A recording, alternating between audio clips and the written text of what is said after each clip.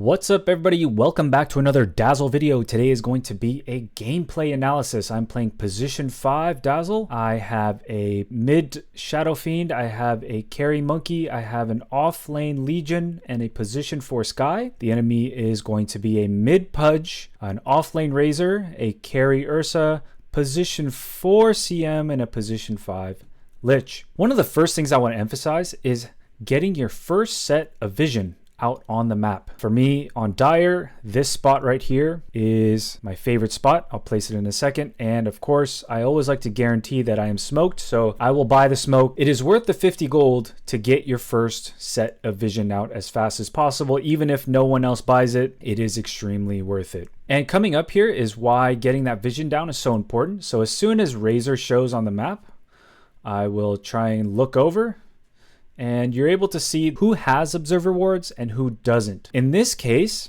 we saw every single hero except for Ursa. My guess is he's like walking towards his lane and he's not participating in any of the rune fights. But it's just extremely important to set up as early as possible, buy the smoke. As soon as the game starts, click towards where you want to ward. And that way I know ahead of time that CM has a sentry ward, I saw that Pudge had an observer ward, and that Lich had 2 sentry wards. As soon as the game starts, we want to try and keep getting as much information from our lane opponents as possible. And I continuously want to click CM, the position 4, continuously, because I really want to know when she gets certain items. Okay, does she have a fairy fire?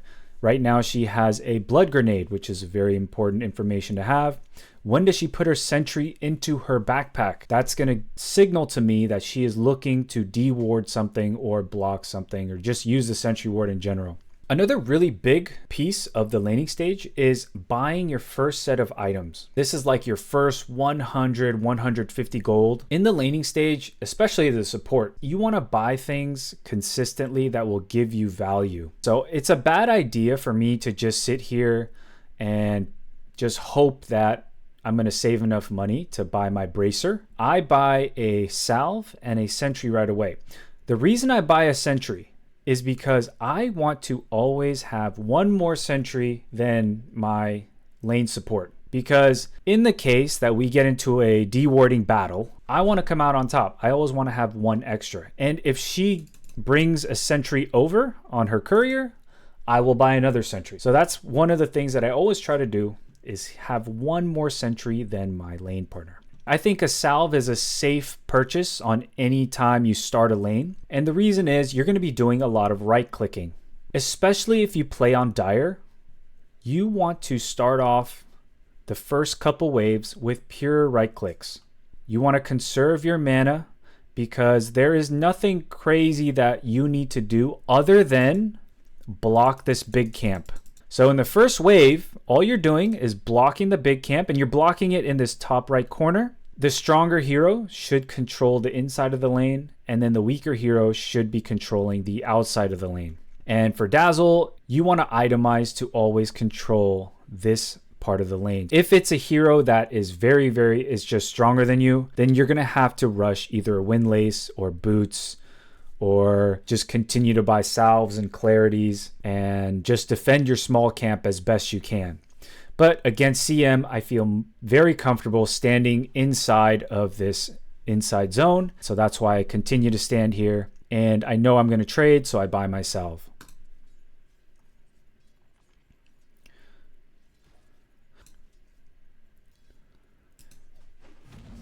I would actually prefer to have not used the Shadow Wave right there, but the reason it's okay is because Shadow Wave is only 75 mana, and it's a relatively low cooldown, so it's a spell that you can kind of spam. Also, this is a little bit more of like kind of, I guess it takes a little bit more practice and just playing against certain heroes a lot, but I know that CM has big time mana problems in the early game.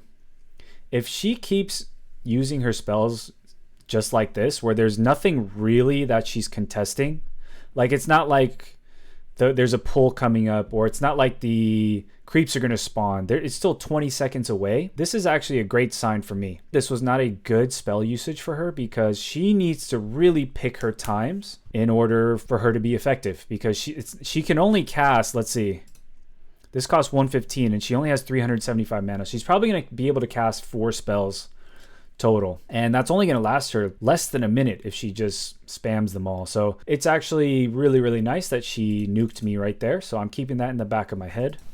In the past, I would have made the mistake of being too aggressive. I would have probably right-clicked this Razor or poison touched this Razor or did something crazy like that, or maybe poison touched CM and tried to chase her down. The reason we don't want to do that is the lane is in the best spot right now. This is the most ideal spot that our lane can be in. The creeps are in a great spot. What I should be doing is keeping an eye on these camps.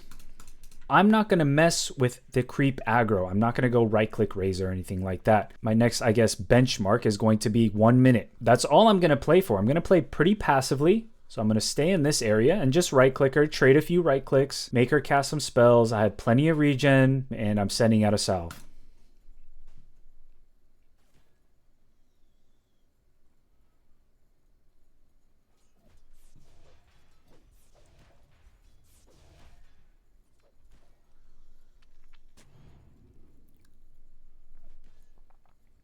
Actually, let me play it a little bit further.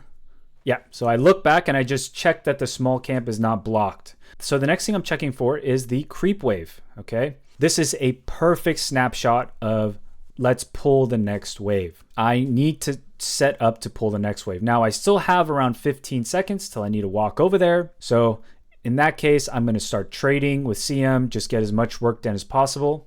And I'm also looking to maybe even try and nuke the Razor if possible. Like if she walks into a creep wave, I'm going to nuke her.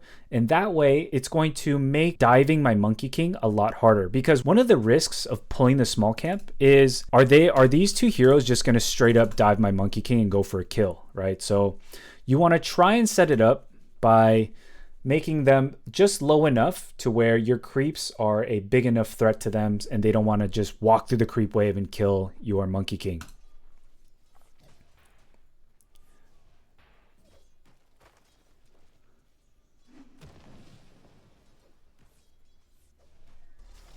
In that scenario, I just saw a really good opportunity.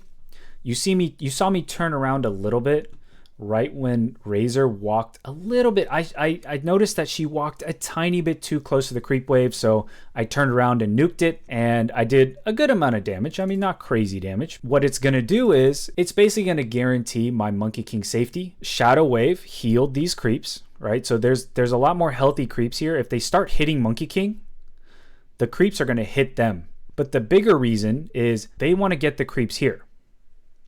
So if they start right-clicking Monkey King, the lane is going to be stagnant right here. And in their minds, either subconsciously or they're making this decision, offlaners want to pull the creep wave here. So they're going to try and just basically walk over here with the creeps. And not to mention, this is kind of lucky, but they're missing a whole creep. I don't know how this creep got away, but he got away. And then I have to go now then pull the small camp. On top of that, CM just used her nuke on me, which is, absolutely perfect, because they're not going to use it on Monkey King while I go control the creep wave.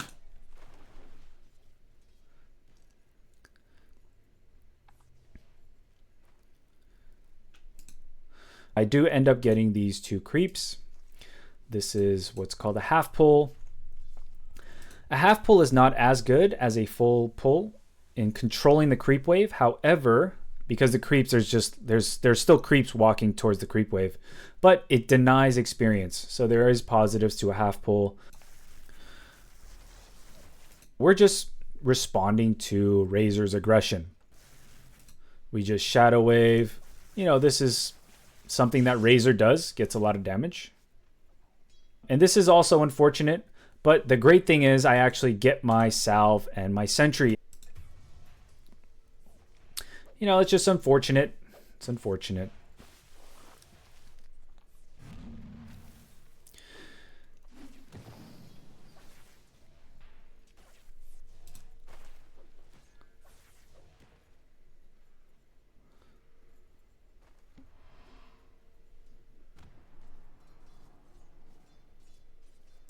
And now it's time for us to take a snapshot of the lane. So in terms of the creep wave, this is actually perfect because they got 2 range creeps, 3 melee creeps. We have 1 range creep, 3 melee creeps. The lane is going to push a little bit.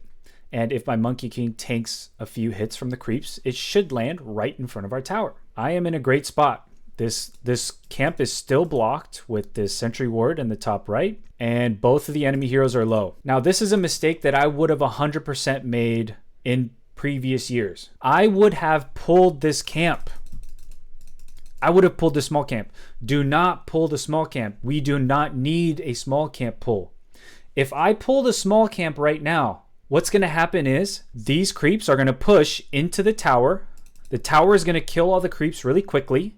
And then the next wave is going to push all the way, probably close to this area of the map. And that's exactly where we don't want it. And we miss out on a great kill opportunity with our Poison Touch and our Shadow Wave. Not to mention Monkey King, who has a lot of kill potential right now with his Tree Dance and his Boundless Strike. Here, I am thinking in my head, do not pull. And what you want to do is just stand here. Stand here and just keep an eye on what CM does, because CM right now, I guarantee you, she's thinking, holy crap, I better unblock this camp. Razor's saying, dude, my support sucks. Unblock the big camp. So let's see how this goes.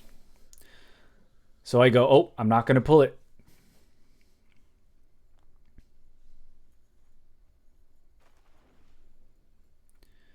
Right, and what Monkey King should probably do here is just stand there. Stand outside of tower range and then, walk around. He still has a tango. He's got a tango going. He's got good HP regen. He should just keep the creeps here. It's fine. It's fine because there's 2 extra range creeps, which ends up perfect.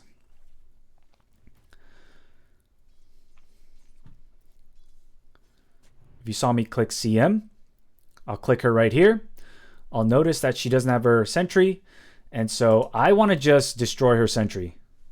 I mean, she's half HP, less than half HP. I'm full HP, full mana. I'm just going to be super annoying and just deward the camp. So I'm going to ignore her and then go kill this sentry ward. However, I just got my level 2. So that means I switch plans. Now I'm going to kill her.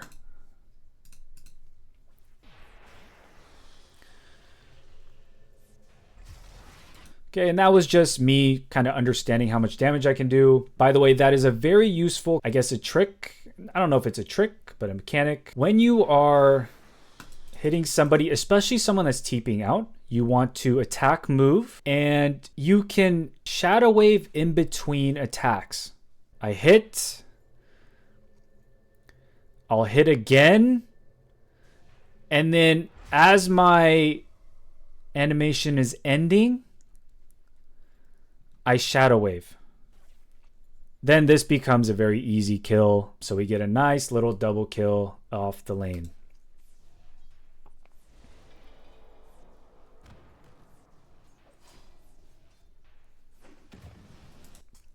This was all because of that decision to not pull this camp. The lane was here.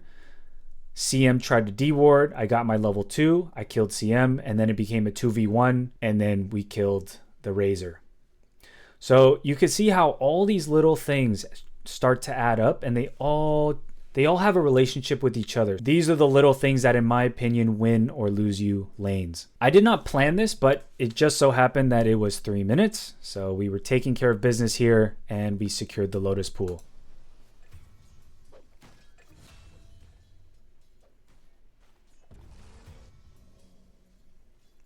I'm sticking around to give my Monkey King a Lotus. And then I'm thinking, I'm going to pull the small camp, right? Because the lane's going to push. We have 2 range creeps. We have 2 melee creeps. They have 3 melee creeps, 1 range creep. So the lane's going to push. I'm going to pull the small camp after I give him the Lotus.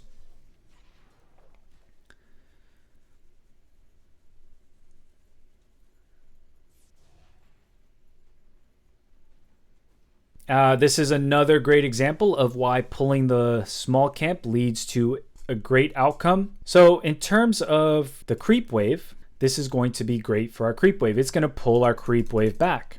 The next great thing that it does is it gives me my level 3. Level 3 is another massive power spike for Dazzle. So the damage almost goes up by double, okay? So it goes from 16 to 28. That is a huge increase. Also, the 4th hit damage doubles. So I pull the creep wave and I get my level 3. This is very important. And it's going to be very important in a minute. CM, right away, red flags go up. Why is CM over here? She should not be over here.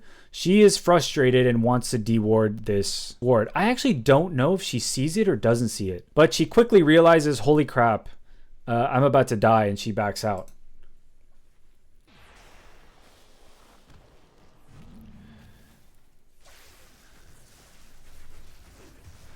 Okay, and then the Poison Bloom transferred over to Razor. This is just a beautiful use of Poison Bloom, in my opinion. And I'm just manning up to their offlaner. That might be something that'll take a little bit of practice, just knowing like when you can man up, when you couldn't. But in any case, Monkey King probably could have chased her down and killed her. Do I pull the small camp? It's about time to pull the small camp. The answer is yes. This lane, big wave pushing, it's going to go under tower, but it's big enough to where we want to hold the creeps as much as possible.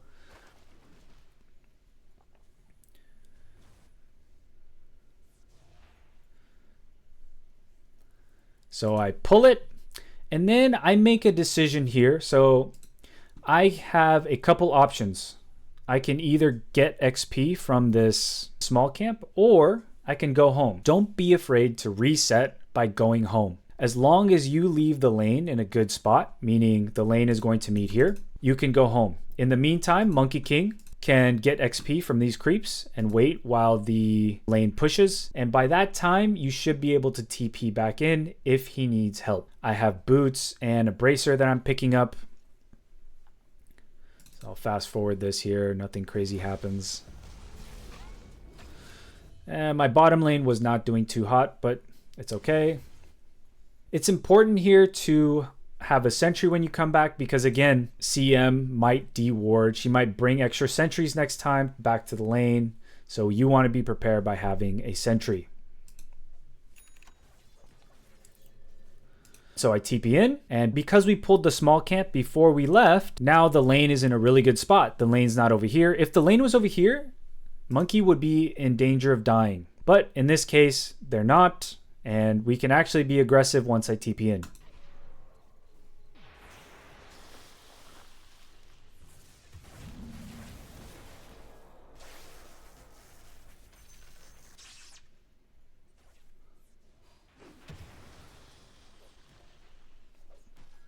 So we did get a great Poison Bloom off onto the Razor. And I guess we could have chased. And I'm guessing, looking back now, we could have got the kill. But my HP here is really important because it's 5 minutes, 23 seconds. We have the 6-minute power rune coming up in 35 seconds. And so we really want to keep that in mind. We don't want to sacrifice too much HP because we have bigger problems to solve on the map. Again, I ward this spot. It's just too good on Dire. You just put the ward there and then just deward everything around you. 5 minutes, 30 seconds is a big deal. First, I have to check if the lane is in a good spot. The lane is in a perfect spot. Okay, we almost have equal number of creeps. Monkey's right next to the tower. This gives me confidence to go contest the power rune and to help my mid get an upper hand on the enemy mid.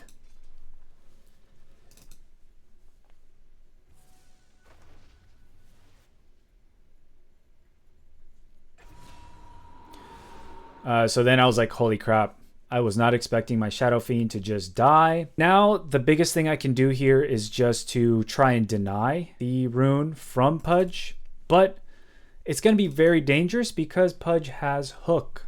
So I'm kind of debating here what I should do. In any case, I'm here, so I'm actually going to stack a camp. And then if the rune is here, I'll go over and take it or deny it.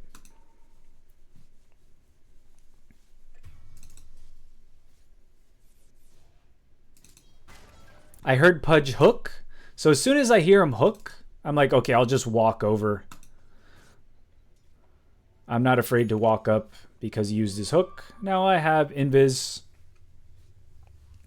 rune. I denied Pudge the Invis rune.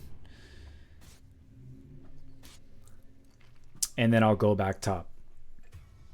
That was my analysis of the laning stage. I used the small camp on Dire and this ward spot on Dire to take advantage of a really good creep wave position and an XP advantage to take advantage of Poison Touch and Poison Bloom to get double kills. And of course, our innate ability, Weave, makes it so our laning stage is super strong if we can hit the enemies with our spells.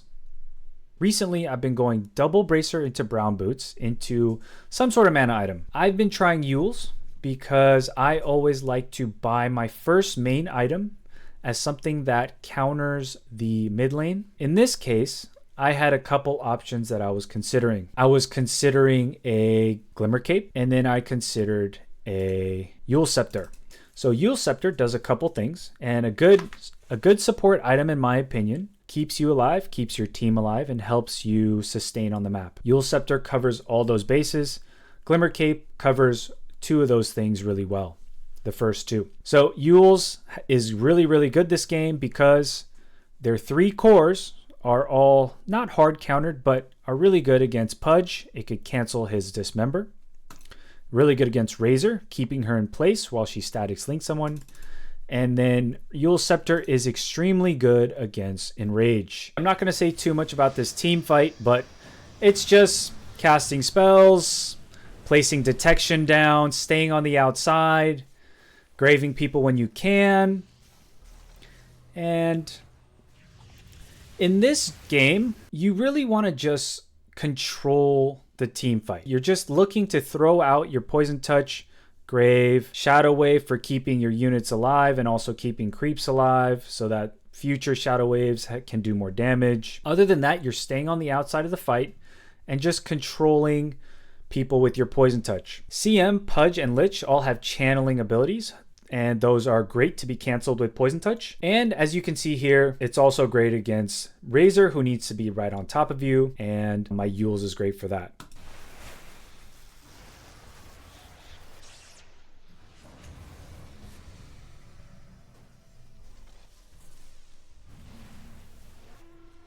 So I just make sure I'm staying on the outside, I trust my teammates to do the right thing here. And we get a nice little kill. And I believe we take racks. This game kind of went like this. There were a few big mistakes that we made as a team, but we had good control of this game from start to finish. Alright everybody, that was my gameplay analysis, mainly focused on the lane, but a little bit of explanation into my first big item, as well as my role in the team fights for this particular game. In the future, hopefully I'll make some more gameplay analysis, focusing on other parts of the game, including team fights, and a little more in-depth into the item choices, and maybe things like map movement and objective taking. Hope you guys learned something, and good luck in your next games as Dazzle. Let's do this!